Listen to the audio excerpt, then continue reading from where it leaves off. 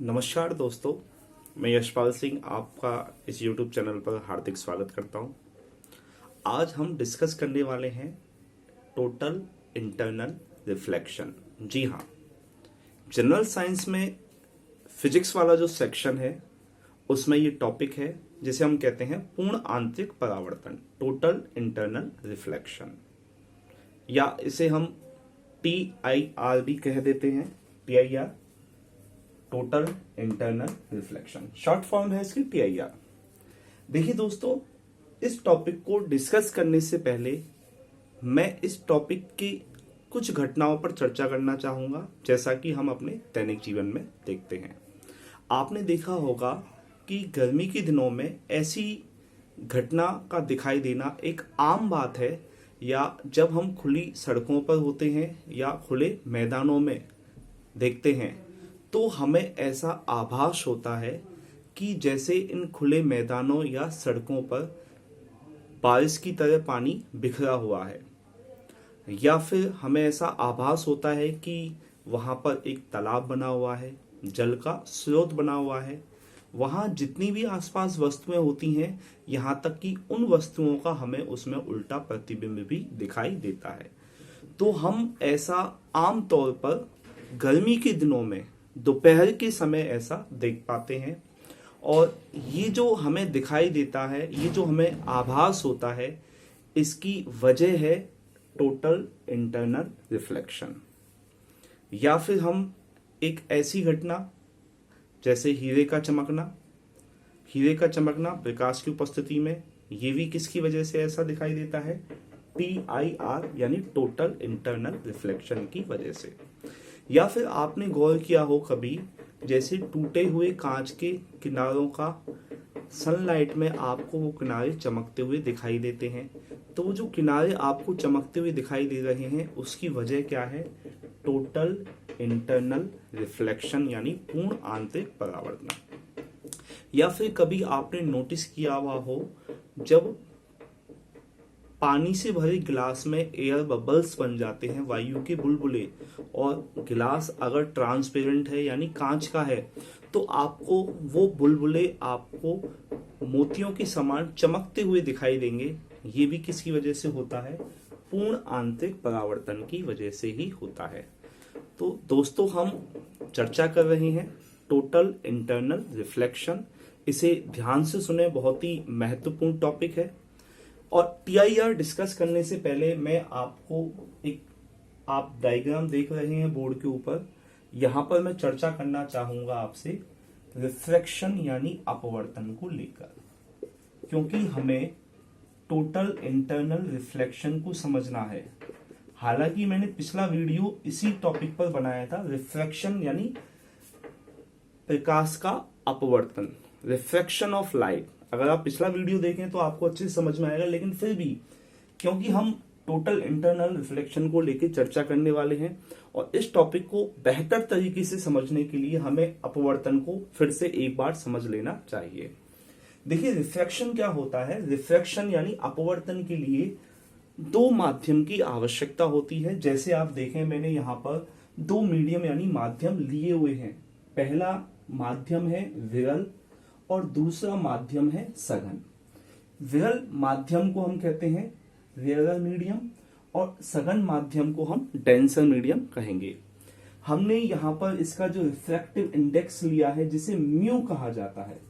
इसे क्या कहा जाता है दोस्तों? म्यू, जिसे आप म्यू1 कह सकते हैं और इसे म्यू2। म्यू1 का मतलब है प्रथम माध्यम और म्यू2 का मतलब है द्वितीय माध्यम।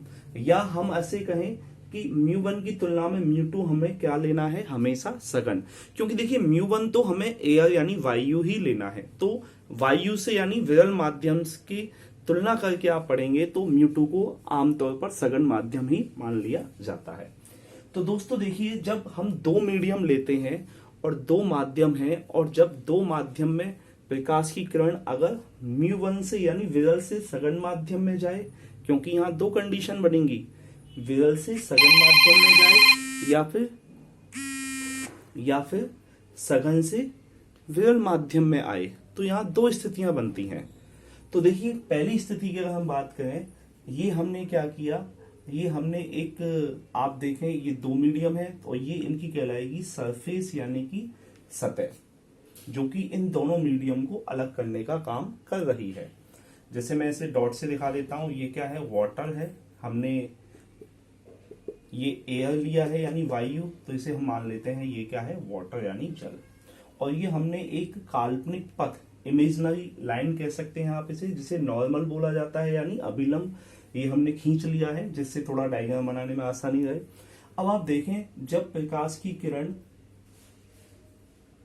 वायु से जल यानी कि विरल से सघन में प्रवेश करती है, तो होता क्या है, जब ये वायु से जल में प्रवेश करेगी तो ऐसी स्थिति में क्या इसकी चाल में बदलाव नहीं होगा।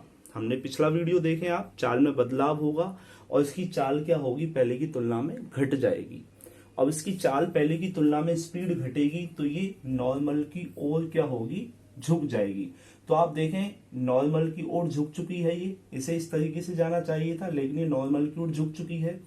और ये वाली लाइट जो है, लाइट रे है, ये अभिलंब की सापेक्ष कहलाएगी इंसिडेंट रे यानी कि आपतित किरण। ठीक है, आपतित किरण बोला जाएगा इसे, इंसिडेंट रे बोला जाएगा। और जो कि अपने पथ या मार्ग से हट चुकी है ये कहलाएगी अपवर्तित किरण यानी कि रिफ्लेक्टेड रे। या फिर हम इसका उलट सोचें, यानी कि जब ये जल से वायु में प्रवेश करे, तो जल से वायु में प्रवेश करने का मतलब है सघन से विरल में जाए, तो ऐसी स्थिति में क्या होगा, ये नॉर्मल से यानी अभिलंब से क्या होगी, दूर हट जाएगी।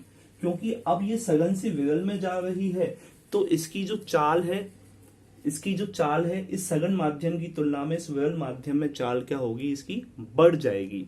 तो ऐसी स्थिति में नॉर्मल से क्या होती है, दूर हट जाती है। अब देखिए, नॉर्मल के सापेक्ष जो इंसिडेंट रे थी, इसके साथ में जो एंगल बनेगा इसे हम कहेंगे इंसिडेंट एंगल यानी आपतन कोण, और रिफ्लेक्टेड रे का जो इसके सापेक्ष एंगल बनेगा इसे हम कहेंगे रिफ्लेक्टेड एंगल यानी अपवर्तन कोण। ठीक है, तो यहां पर हमने आई का मतलब है इंसिडेंट एंगल यानी आपतन कोण से, और स्मॉल आर का मतलब हमने लिया है यहां पर रिफ्लेक्टेड एंगल यानी कि अपवर्तन कोण से। फिर से सुने, बड़ी सिंपल सी बात है। ये है मान लीजिए सरफेस, ये नीचे है वाटर और ये क्या है, एयर यानी वायु। ये प्रकाश की किरण इस तरीके से आ रही है, लाइट रे। ठीक है, अब इसे सीधा जाना चाहिए था लेकिन सीधा ना जाकर के नॉर्मल की ओर बेंड हो जाती है। या इसका हम उल्टा सोचें, यानी जल से अगर ये एयर में जाती है तो इसे सीधा जाना चाहिए था लेकिन नहीं, ये नॉर्मल से दूर हट जाती है। तो आपको समझ में आ गया होगा। ठीक है, अब देखिए आप इसे, ये तो है अपवर्तन। अब हम बात कर रहे हैं पूर्ण आंतरिक परावर्तन यानी टोटल इंटरनल रिफ्लेक्शन को लेकर। तो टोटल इंटरनल रिफ्लेक्शन के लिए आप देखें, यहां पर भी मैंने एक डायग्राम बनाया हुआ है, इसे ध्यान से समझें आप। अगर आप देखें तो यहां पर आप देखिए, ये मीडियम क्या है, सघन है यानी μ2 है, और ये क्या है, विरल यानी कि रेयर मीडियम है। अब ऐसी स्थिति में जब प्रकाश की किरण जल से वायु में जाती है तो ये क्या होता है, ये अपने पथ या मार्ग से हटेगी, और पथ या मार्ग से हटेगी यानी कि ये क्या हो जाएगी दोस्तों, अपवर्तित। अब ये अपवर्तित हुई है, रिफ्लेक्टेड है, किसकी वजह से है, अपवर्तन के कारण। अब ऐसी स्थिति में ये जो एंगल बनेगा नॉर्मल यानी अभिलंब के सापेक्ष, ये कहलाएगा इंसिडेंट एंगल और ये कहलाएगा अपवर्तन कोण यानी रिफ्लेक्टेड एंगल। अगर आप यहां देखें, इस आपतन कोण यानी इंसिडेंट एंगल को आप इसकी तुलना में बढ़ा देते हैं तो क्या ये अपवर्तन कोण यानी रिफ्लेक्टेड एंगल नहीं बढ़ेगा, बढ़ेगा बिल्कुल, यानी कि इसका अपवर्तन पहले की तुलना में ज्यादा हुआ। तो कहने का मतलब है जब हम इस आपतन कोण को बढ़ाएंगे तो यहां पर लगातार क्या होगा, अपवर्तन कोण का मान भी बढ़ेगा। एक स्थिति ऐसी आएगी कि यहां पर जो रिफ्लेक्टेड एंगल जो होगा, अपवर्तन कोण जिसे हम कहेंगे, वो कितना हो सकता है, 90 हो सकता है। अब देखिए यहाँ दो कंडीशन की अगर हम इनकी बात करें तो यहाँ पर आप देखेंगे हमेशा जो अपवर्तन कोण है वो आपतन कोण से क्या है, हमेशा ज्यादा है, इसकी तुलना में हमेशा ज्यादा होगा। लेकिन इस कंडीशन में कितना हो सकता है, 90 यानी 90। तो इस केस में जो आपतन कोण है ये यहाँ पर क्या कहलाएगा, क्रिटिकल एंगल कहलाएगा, यानी क्रांतिक कोण कहलाएगा, यानी कि सी के बराबर होगा। अब ये क्रिटिकल स्थिति है, क्रिटिकल का मतलब ये वो पॉइंट है जिस पर आप देखें यहां पर आर का मान 90 था, लेकिन जैसे ही इसे हम बढ़ा देंगे, यानी इस आपतन कोण के मान को हम और बढ़ाएंगे, तो ऐसी स्थिति में आपतन कोण का मान फिर क्या हो जाएगा, क्रिटिकल एंगल से ज्यादा हो जाएगा। और ऐसी स्थिति में क्या होगा, ये जो लाइट रे है ये वापस से इसी डेंसर मीडियम में लौट आएगी। देखें आप, अब आप देखिए इस डायग्राम को मैं एक बार फिर से समझा देता हूं आपको। देखें आप ध्यान से, बोर्ड की तरफ ध्यान दीजिए। अगर आपको नहीं समझ में आया है, जैसे मान लेते हैं ये नॉर्मल है और ये क्या ले लिया हमने, डेंसर मीडियम है ये μ2 और ये क्या है μ1, यानी कि ये है सघन माध्यम जिसे हम जल मान रहे हैं यहाँ पर, और ये क्या है विरल माध्यम जिसे क्या माना जा रहा है, एयर यानी कि वायु। अब ध्यान से सुने, ये देखिए ये है इंसिडेंट रे यानी कि आपतित किरण। जब ये आपतित किरण है तो इसे इस तरीके से सीधा ना जाकर के क्या होगी, क्योंकि ये वायु में यानी विरल माध्यम में गई है तो अभिलंब से क्या होगी, दूर हटेगी। ठीक है, ये एंगल कहलाएगा आई यानी आपतन कोण, इंसिडेंट एंगल, और ये कहलाएगा क्या, आर यानी अपवर्तन कोण यानी रिफ्रैक्टेड एंगल या एंगल ऑफ रिफ्रैक्शन भी हम इसे कह सकते हैं। अब देखिए जैसे जैसे मैं इस इंसिडेंट एंगल को बढ़ाता हूं, जैसे मैंने इसे ये बढ़ा दिया, तो आप देखें यहां पर जब ये आई को मैंने बढ़ाया है तो यहां पर क्या ये लाइट रे यानी प्रकाशीकरण अभिलंब से और दूर हटेगी। इस स्थिति में तो क्या आर नहीं बढ़ेगा, क्या आर बढ़ जाएगा। अगर ऐसी स्थिति हम और देखें, इस आई के मान को और बढ़ा दिया जाए अपवर्तन कोण के मान को, तो क्या आर नहीं बढ़ेगा, बिल्कुल बढ़ेगा। ये लीजिए, ठीक है, इसे मान लेते हैं ये पहली कंडीशन है, ये दूसरी है, ये तीसरी है, ये फर्स्ट है, ये सेकंड है और ये तीसरी कंडीशन है।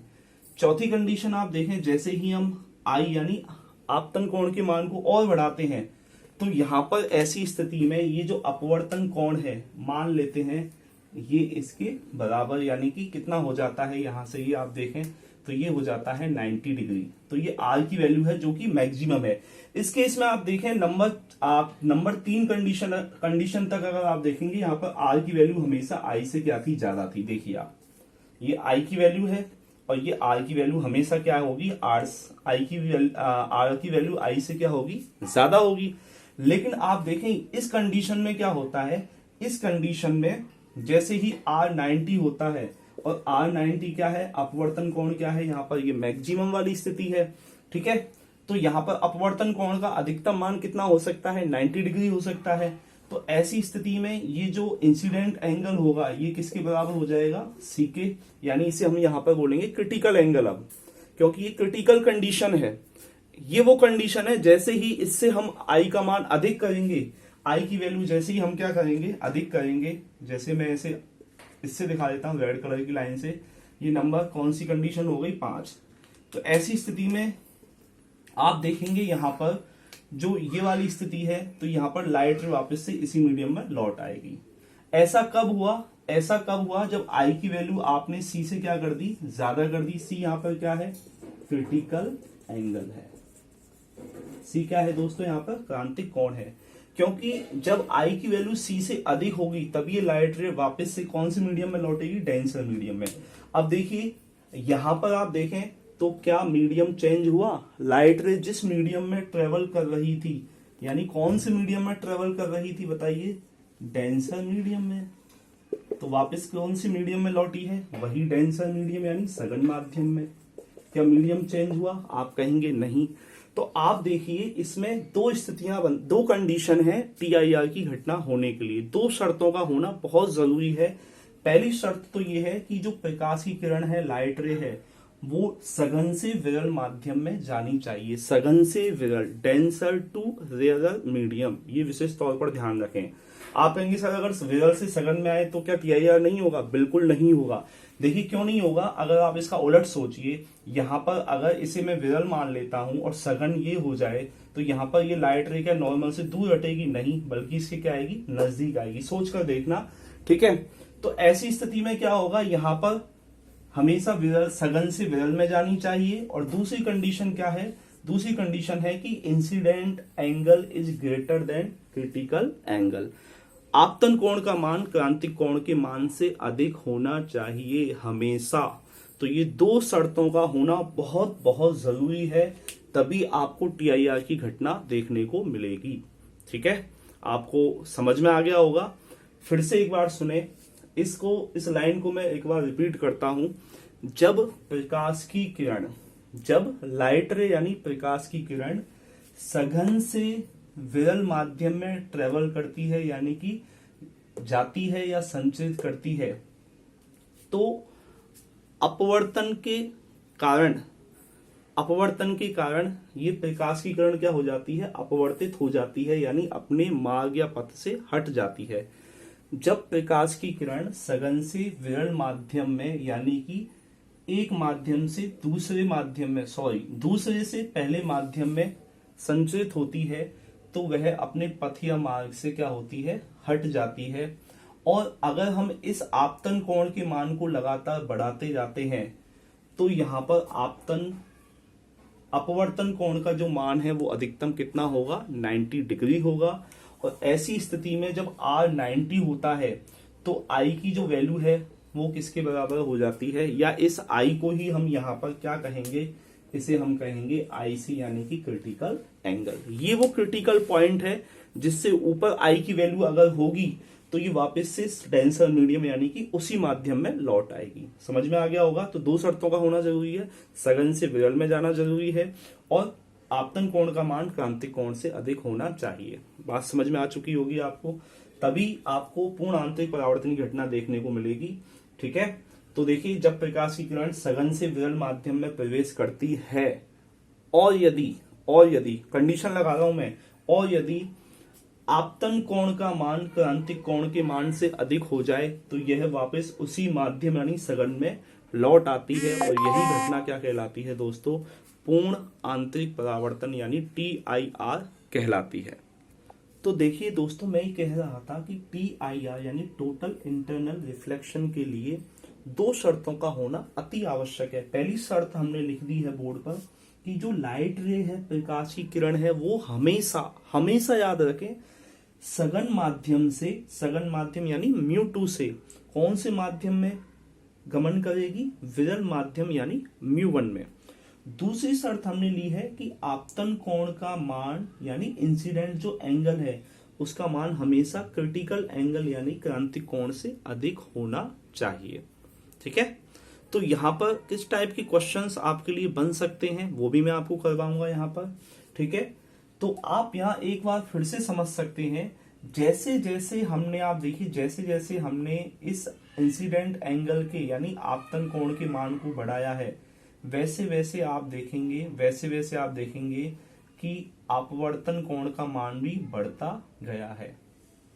यानी कि यहाँ पर अपवर्तन कोण I की तुलना में क्या होगा? अधिक होगा, पहली, दूसरी और तीसरी स्थिति में यानी कंडीशन में। लेकिन जैसे ही आप देखें एक निश्चित यानी नंबर 4 स्थिति पर गौर करें, नंबर 4 और 5 जो पॉइंट है वही महत्वपूर्ण है, यहीं से एग्जाम में क्वेश्चन बनेगा। नंबर 4 और 5 जैसे ही आप देखें एक निश्चित आपतन कोण के लिए, निश्चित आपतन कोण यानी I के लिए R का मान 90 होता है। R का मान क्या होता है? 90।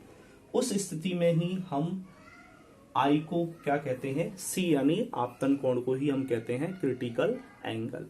ठीक है, और जब क्रिटिकल एंगल से इंसिडेंट एंगल जो कि नंबर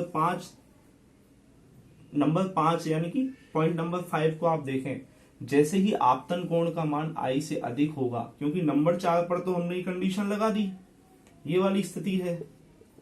जैसे ही I की वैल्यू क्या हो जाएगी? C से अधिक हो जाएगी। नंबर 5 में आप देखें तो वहां पर आप देखेंगे लाइट रे प्रकाशीकरण वापस से उसी सघन माध्यम में लौट आती है। तो देखिए ये टॉपिक आपको अच्छे से समझ में आ गया होगा दोस्तों, ठीक है। इस पॉइंट को अच्छे से क्लियर कर लें। यहाँ पर नंबर 4 और नंबर 5 पॉइंट पर अक्सर आपको कंफ्यूजन होगा, थोड़ा सा आपको ये परेशान कर सकता है, तो आप नंबर 4 और 5 के पॉइंट को बार बार आप इस वीडियो को देखेंगे तो आपको ये क्लियर हो जाएगा।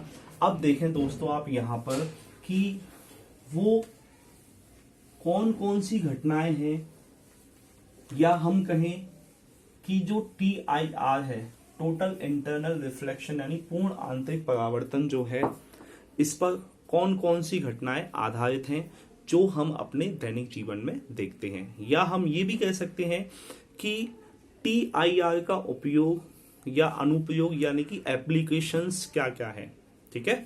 तो देखिए सबसे पहली घटना की अगर हम चर्चा करें तो घटना हीरे का चमकना। हीरे का चमकना यानी आप इसे कह सकते हैं स्पार्कलिंग ऑफ डायमंड। आपने देखा होगा कि जब आप सनलाइट में या लाइट में हीरे को देखते हैं तो वो आपको चमकते हुए दिखाई देता है। इसकी वजह क्या है? इसकी वजह है पूर्ण आंतरिक परावर्तन। इस पॉइंट को आप याद रखें, ठीक है। तो स्पार्कलिंग ऑफ डायमंड। इसके अलावा आप देखें आप, या मैं इस पॉइंट को इस तरीके से समझा सकता हूं, ये डायमंड है, ठीक है, और इसे हमने किस में रखा हुआ है दोस्तों? वायु में। वायु को हम क्या कहेंगे? म्यू1 यानी विरल माध्यम। और ये क्या है? हीरा है। तो हीरा कैसा माध्यम हो गया दोस्तों? म्यू2, जिसे हम कहेंगे डेंसर मीडियम यानी सघन माध्यम, क्योंकि हम जानते हैं म्यू का मान यहाँ पर होता है 2.42 और एयर के लिए म्यू की वैल्यू कितनी होती है? 1, ठीक है। तो जिसके लिए म्यू की वैल्यू ज्यादा होगी वो हमेशा डेंसर मीडियम कहलाएगा। या मैंने आपको बताया, अगर आपको कुछ भी नहीं पता तो आप इतना सा याद रखें, वायु के अलावा जितने भी आप माध्यम लेंगे, वायु के अलावा वो सभी कौन से माध्यम कहलाएंगे? डेंसर यानी सघन माध्यम यानी डेंसर मीडियम कहलाएंगे। अब देखिए होता क्या है, मान लेते हैं लाइट रे इसके अंदर एंटर कर रही है, और लाइट रे जब इसके अंदर एंटर करेगी तो ये सीधी ना जा करके थोड़ा सा क्या होगी? दूर हटेगी। अब ऐसी स्थिति में अगर ये वापस से इसी मीडियम में लौटती है दोस्तों, इसी मीडियम में लौटती है, तो ऐसी स्थिति में आप देखेंगे जब ये इसी माध्यम में लौट रही है तो आप देखेंगे ये किसकी वजह से ऐसा हो रहा होगा? TIR यानी टोटल इंटरनल रिफ्लेक्शन की वजह से। तो इसमें बार बार TIR होता है, बार बार ये लाइट रे इसी के अंदर ट्रेवल करती रहती है, और जिसकी वजह से हीरा हमें चमकते हुए दिखाई देता है, ठीक है। इसके अलावा आप देखें पानी में रखी टेस्ट ट्यूब, जिसे हम कहते हैं परख नली, जो कि कांच की बनी होती है, पानी में रखी या डूबी हुई भी कह सकते हैं, पानी में रखी या डूबी हुई टेस्ट ट्यूब का चमकते हुए दिखाई देना, या चमकना लिख सकते हैं, का चमकना। तो देखिए यहां पर आप देखें पानी के अंदर डूबी हुई है, यानी कौन सा मीडियम है? डेंसर मीडियम है। SSC CGL में भी ऐसा क्वेश्चन पूछा जा चुका है कि समुद्र के किनारे खड़े एक व्यक्ति को पानी के अंदर डूबी हुई सीपी चमकते हुए दिखाई दे रही है। सीपी चमकती हुई दिखाई दे रही है, ये कौन सी घटना के कारण है? परावर्तन यानी रिफ्लेक्शन, पूर्णांतरिक परावर्तन यानी टोटल इंटरनल रिफ्लेक्शन। तो आपका आंसर हो जाएगा दोस्तों टोटल इंटरनल रिफ्लेक्शन। अब आप कहेंगे सर हम कैसे पहचाने? तो देखिए मैं इसका एक ट्रिकी मेथड बता सकता हूं। ट्रिकी एक विधि है, एक तरीका है, जहां भी चमकना वर्ड आए ना और दो माध्यम हो और चमकना वर्ड आ जाए, जैसे हीरा, तो हीरा सघन, ठीक है, और ये किसमें है? वायु में है, तो 2 माध्यम हो गए।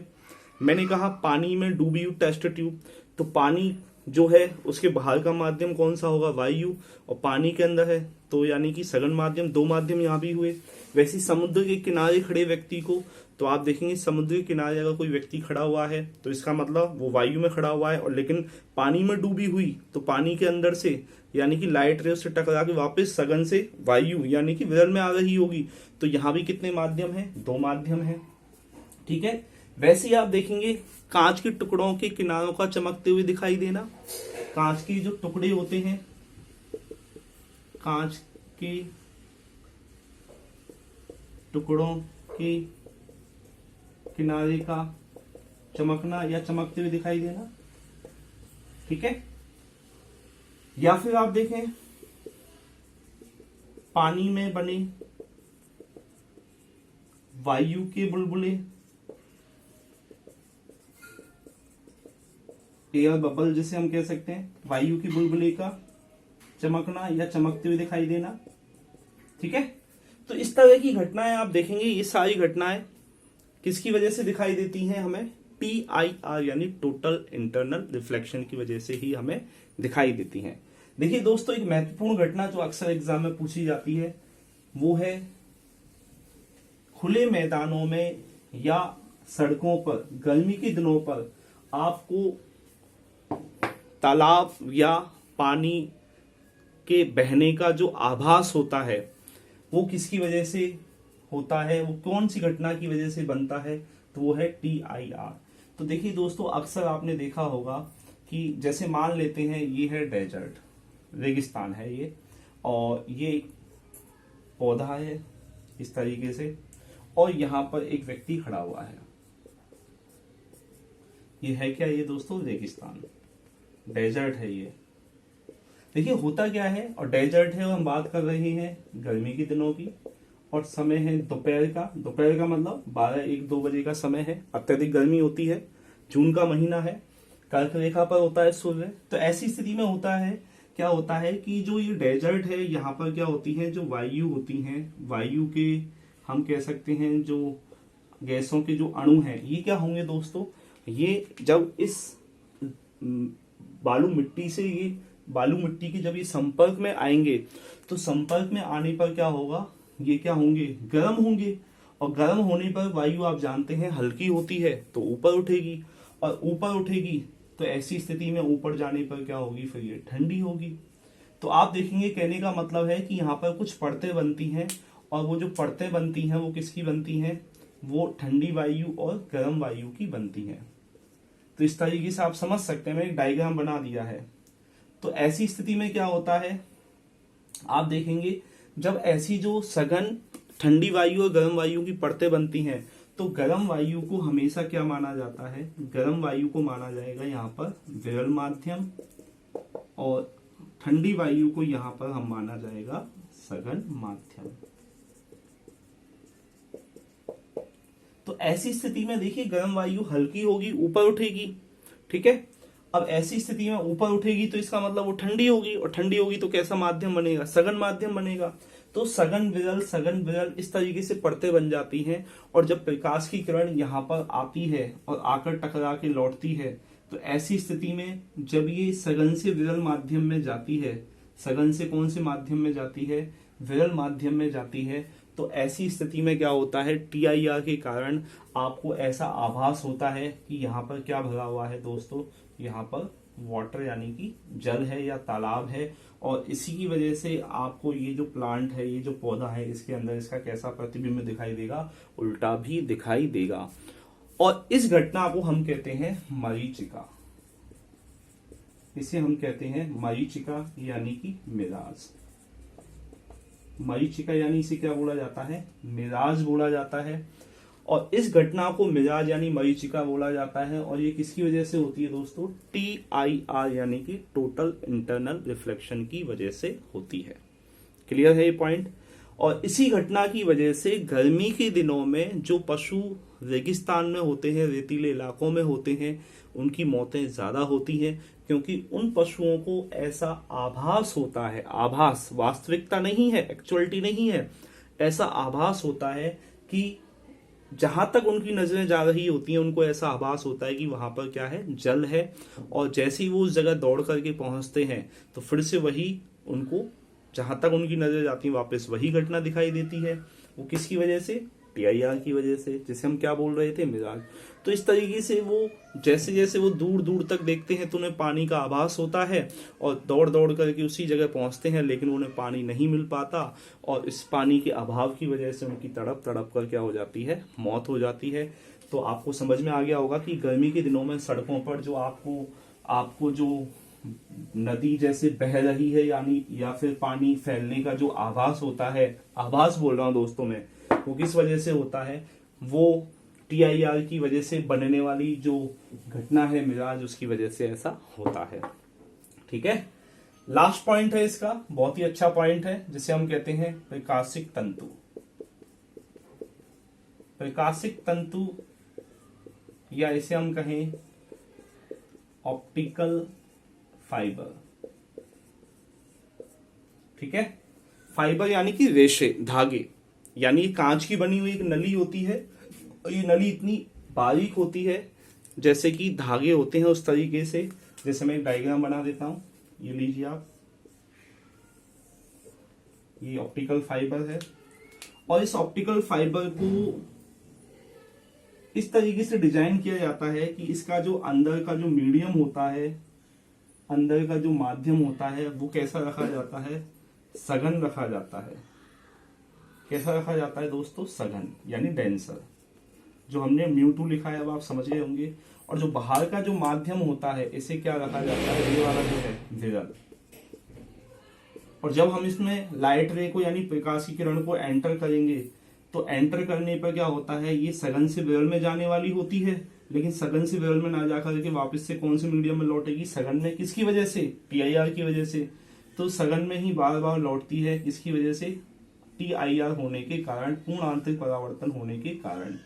देखिए, पूर्ण आंतरिक परावर्तन की जो घटना होती है, TIR की जो घटना होती है, इसमें क्या होता है, जो 100% लाइट एनर्जी होती है, 100% जो लाइट क्या होती है, एनर्जी होती है, वो क्या होती है, आप उसे एक स्थान से हजारों किलोमीटर तक दूर भेज सकते हैं। 100% लाइट एनर्जी, इसका मतलब ये हुआ कि इसमें लाइट एनर्जी का लॉस यानी कि नुकसान नहीं होता है, नुकसान नहीं होता है। ठीक है, जबकि होता क्या है, आमतौर पर क्या होता है दोस्तों, आमतौर पर ये होता है कि जब कोई मान लीजिए लाइट रे है, ये प्रकाश की किरण है और इस सरफेस से टकराएगी तो वापस से इसी माध्यम में लौटेगी, तो इसमें एनर्जी क्या होता है, लॉस होता है। और ये बार बार जब सरफेस से टकरा करके लौटती है तो बार बार एनर्जी लॉस होता है और इतना एनर्जी लॉस हो चुका होता है कि वो लाइट रे लास्ट में जाकर के ट्रेवल होते हुए हमें कहीं भी आपको दूर तक नहीं जा पाती है। लेकिन TIR की ऐसी घटना, TIR ऐसी घटना है जिसमें लाइट एनर्जी का नुकसान यानी लॉस होता ही नहीं है। 100% लाइट एनर्जी क्या होती है, एक स्थान से दूसरे स्थान तक आप क्या कर सकते हैं, ट्रांसफर कर सकते हैं। और वो हम किसकी मदद से करते हैं, ऑप्टिकल फाइबर की मदद से करते हैं, जिसे हम कहते हैं प्रकाशिक तंतु।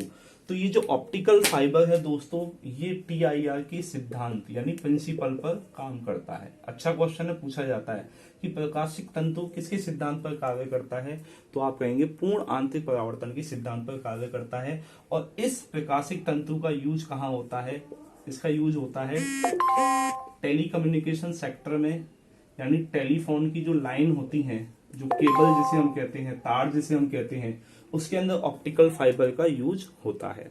ठीक है, तो आज जो आप देखें, जो इतनी ज्यादा जो क्रांतिकारी बदलाव हुए हैं इंटरनेट की वजह से, वो क्रांतिकारी जो बदलाव हुए हैं कहीं ना कहीं उनमें ऑप्टिकल फाइबर का भी एक अहम भूमिका है। ठीक है, जो आज आपको ब्रॉडबैंड जैसी सुविधाएं जो मिल रही हैं, वो किसकी वजह से मिल रही हैं, प्रकाशिक तंतु की इन्वेंशन यानी आविष्कार के कारण ही ऐसा संभव हो पाया है। ठीक है, तो आज का ये वीडियो आपको अच्छा लगेगा, समझ में भी आएगा, और इस वीडियो को पूरा देखें आप। और वीडियो को पूरा देखने के बाद में अगला जो हमारा जो इसका जो वीडियो आएगा, वो इससे रिलेटेड जो क्वेश्चंस होंगे, जो विगत परीक्षाओं में कौन कौन से क्वेश्चंस पूछे गए हैं उस पर रहेगा, उसको भी जरूर देखें आप, तब जाकर के आपका ये टॉपिक कंप्लीट होगा। और ये ऐसा टॉपिक है दोस्तों जो अधिकतर एग्जाम में यहाँ से क्वेश्चंस पूछे गए हैं। ठीक है, और इस वीडियो को ज्यादा से ज्यादा लाइक करें, शेयर करें। ठीक है, धन्यवाद।